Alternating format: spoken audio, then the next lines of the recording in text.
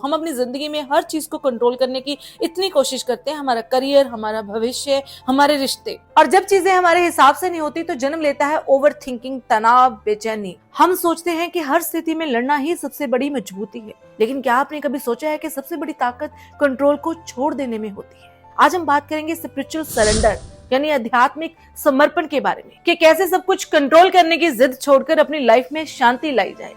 What is surrender?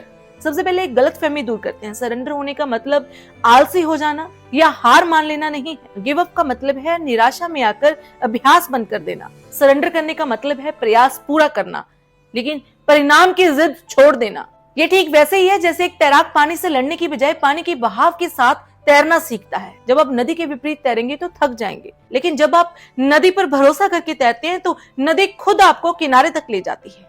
How to practice surrender? 3 आसान कदम। अगर आप रोजमर्रा की जिंदगी में इस शांति को महसूस करना चाहते हैं तो इन 3 स्टेप्स को अपनाएं।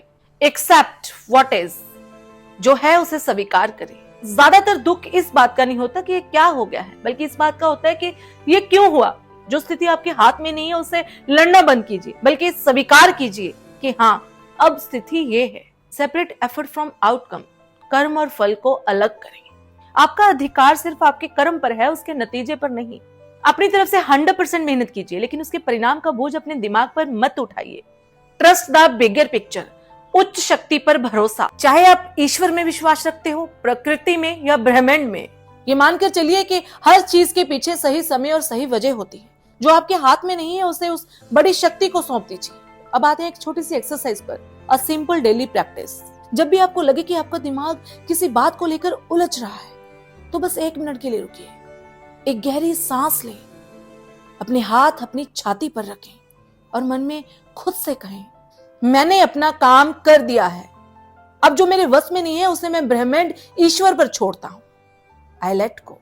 जैसे ही आप ये कहते हैं, आप अपने दिमाग को ये संकेत देते हैं कि अब उसे सुरक्षा के लिए लड़ने की जरूरत नहीं।